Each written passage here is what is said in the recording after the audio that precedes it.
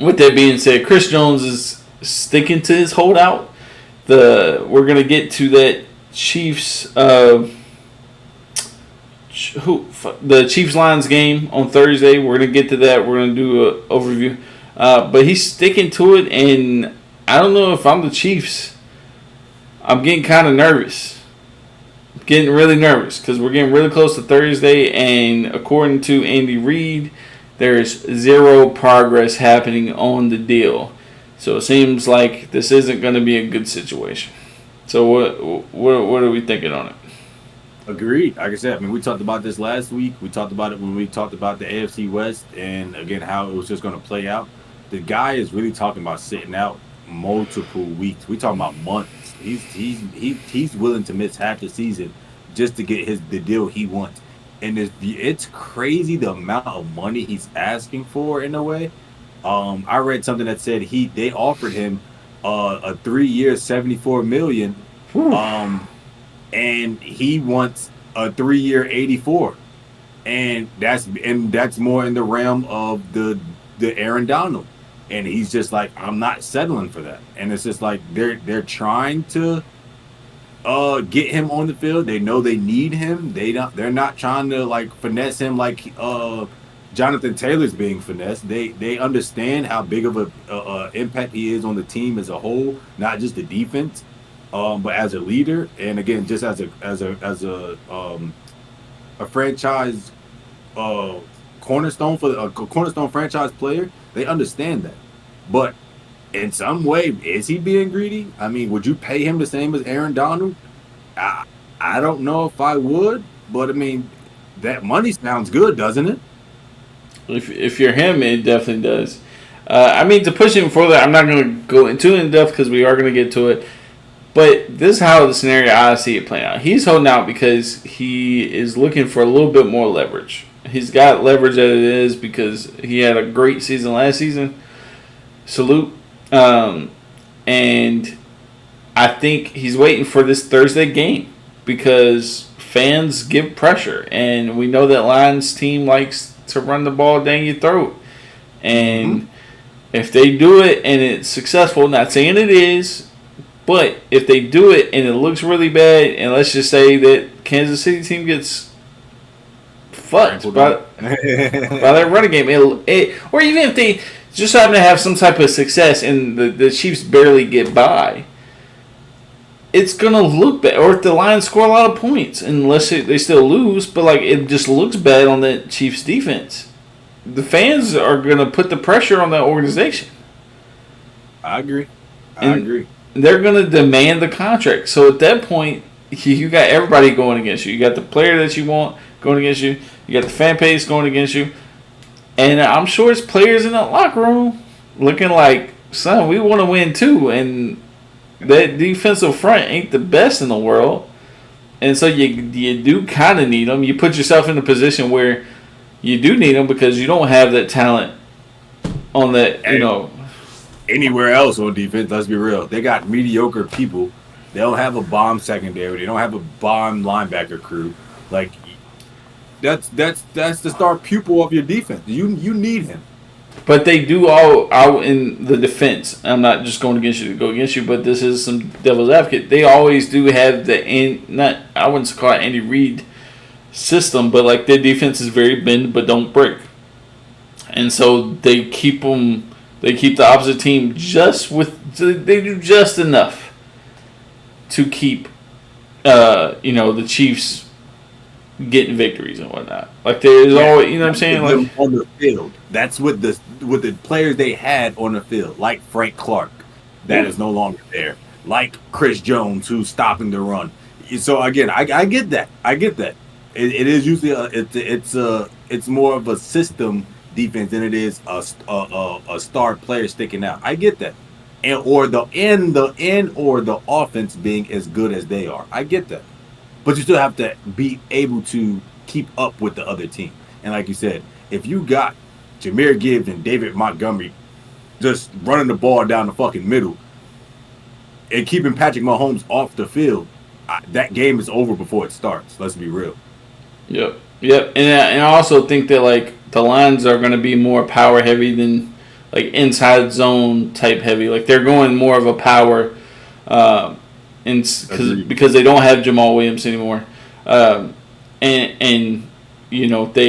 that's the way they're floating. And so you really do need the defensive run stopper, as you kind of mentioned. It's like I said, just pay attention to the leverage and how that sways with Thursday night, because it could mean if the Chiefs blow them up, right? Then they don't care about the Chris Jones. But if they lose or something like that, it's going to keep swaying back and forth, and that's negotiation topics and how that kind of works. I've been watching a lot of Suits. Have you ever seen Suits, the lawyer show? I've been watching that shit, so I've been stepping. You know what I'm saying? I've been, leverage. You know what I'm saying, in the courtroom. So there you go. Okay, Harvey. That's Mr. Spectre to you. Don't call me Harvey. Okay, Donna. I'm just playing. I ain't gonna dish you like that. That's crazy. That's crazy. All right, Mike Ross. Let's go. Come on. He's still going. It's such a good show. Hey, but Meghan. Hey, hold on. We're gonna go on a little tangent. Meghan Markle, though. God, oh my God, she is heaven sent. Okay, heavenly sent. But we. You know what I'm saying? God. Anyways, all right. Enough Suits talk. We're back to sports. Staying on to the Chiefs topic and getting on to this Thursday night game. Thank God for NFL football. Absolutely. Boop, boop, boop, boop. Thank God for football. And again, I do think it's a good matchup. You got the upcoming Lions against the Super Bowl reigning champs. I think that's a good matchup. You get the Lions get a good test early on, right? And the Chiefs get to freaking just honestly they don't give a fuck about this game. Let's be real.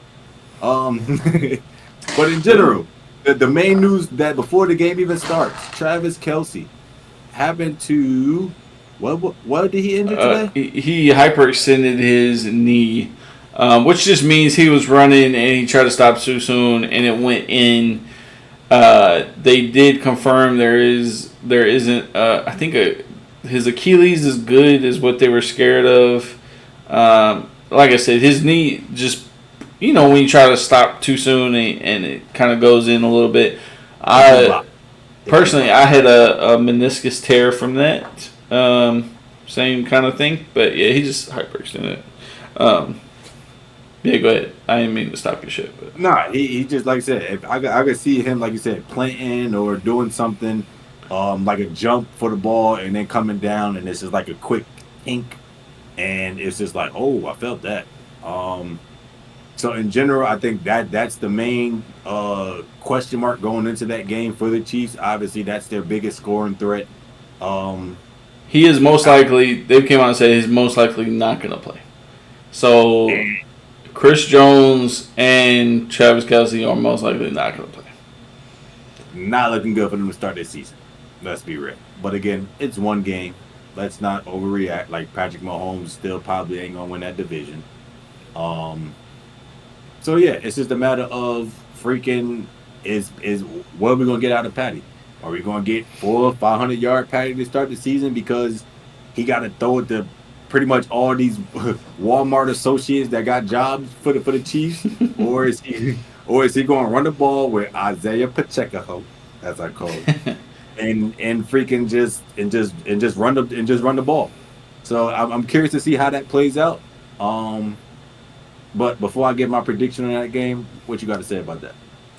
Well, before I go into that specifically, if we're talking fantasy and betting, I think this game is starting to really... I'm not saying who I think is going to win or anything, but if you're a betting person, this game is shaping into a game that's very realistic win for the Lions. Specifically, if Travis Kelce does not play, you have a real shot that the Lions can win. A real shot? What the fuck does that even mean? What do you mean? If Travis Kelce plays, I don't think the Lions have a chance to win. Without him, a real shot. You're super high on the Lions. I wasn't as high. I'm not against them, but I'm not like pro fucking Detroit Lions. I actually think they get humbled this year, and I told you that because the hype is so real on them. And I don't go with the community hype trains. I go with real analysis. You know what I'm saying? This isn't your grandpa's Lions. Get that through your head. Imprint that in your head. Well, my grandfather's dead, so it doesn't really matter. I mean, he still watched poly football, and he knows the Lions. In heaven? In heaven? He's watching football in heaven? I said he's dead. I said he watched. Past tense. Watched football. You're assuming a lot, but go ahead. Anyway, this is not the old people's Lions. Let me say that. They're a different team. They're a different team. Okay. Well, like I said, they have a real shot to win if Kelce doesn't play. And if I was betting, which I may or may not, I've been flirting with it because I'm not a real heavy betting type of guy, but I might do a little something this week. Might do a little something. And that's a game that if it's confirmed that Travis Kelce isn't going to play, then I'm all for it. I mean, go for the Lions. Either way, I think it's an exciting first game back. This is what we want. If that upcoming team of the Lions, not the old folks Lions anymore, if they do win this, it's super exciting. And it's super exciting to see them play against, the team to beat. And if that team actually gets beat, it brings up some other conversations. I think I will say from fantasy perspective, I'm a big fan of going. I have a lot of Jerick McKinnons and Isaiah Pacheco, and a lot of teams as like a late, like my fourth or fifth running back, just because I know consistently they're gonna get touchdowns. They're not gonna get like a shit ton of yards. They'll have a couple games, but like they're gonna get those little flick handoffs from Patrick Mahomes or a dump off, and because they'll have the room because everybody's going down the field for, yeah, there you go. So I'm a big on them. I think somebody else you should look out for is Aiden Hutchinson for the Lions. I think he has his big step up year. Like, last year his rookie year, correct? Yeah. Yeah, so I think, a sophomore year, this is, he really establishes himself as a real edge rushing threat. You got to give him that. Which I will comment and say, he did have his biggest games. They didn't have much primetime games, but when they did, like the last game of the season, for instance, against Green Bay, boy showed out. Every time they're on TV and it's a primetime, he shows out. So again, I like that comment. I like that statement about Hutchinson. I do think he takes a big second year leap. Well, for the first week, 1.5 sacks over under. What do you got? 1.5 on Patrick. On Patrick, or one. We can go one. One's I think a little bit more reasonable. For Aiden, I'm giving one. One. He's going to get the patty. He's going to get to him at least once. Absolutely. I think. Can we talking about Patty who extends the play, who actually like sometimes not just oh my God, I'm standing in the pocket and throw. Like no, he ain't no Tom Brady. You got to get it out quick, or Aaron Rodgers, get it out quick. He talking about some extending the play, trying to do too much 1 or 2 times. I think Aiden gets to him at least once. And if Patty Mahomes' security blanket isn't going to play, he has to take a little bit more time to extend those plays, and it's not going to be as easy for him. So if that does happen, I'm telling you, Aiden Hutchinson, I'm calling it. Big game. I'll go over the one. My bet money over the one. It's just in general. Predictions, though. What do you got? Are we doing with or without Travis Kelce? Both. Let's go both. All right, real quick.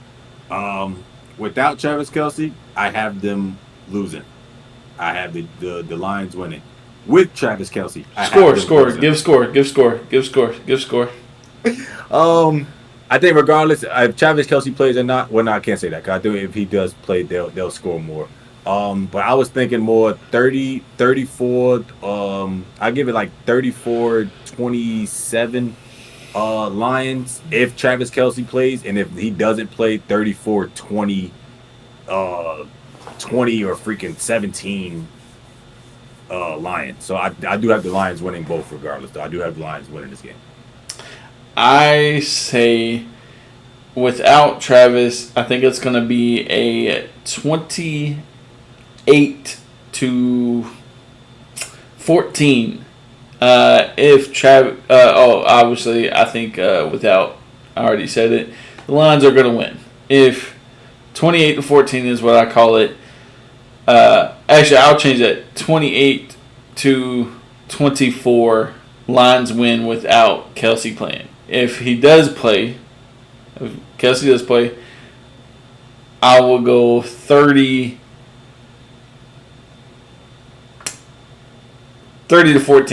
if Kelce does play. That's how I see it playing. And Chiefs win. Chiefs win. I think it's the big sway. It's the biggest weapon, the best tight end in the game. All time is what I will put out there, but whatever.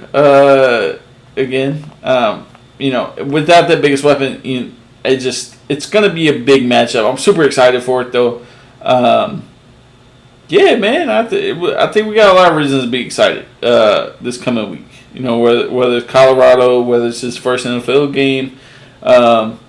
Yeah, but with it, you got anything last thing to say? Yeah, if any of our scores come out right, y'all owe us at least 2% of y'all earnings. I just want y'all to know because this ain't like random scores. I think like we work hard for this shit. So if y'all happen to put these numbers in and y'all win something, and I know them odds is crazy.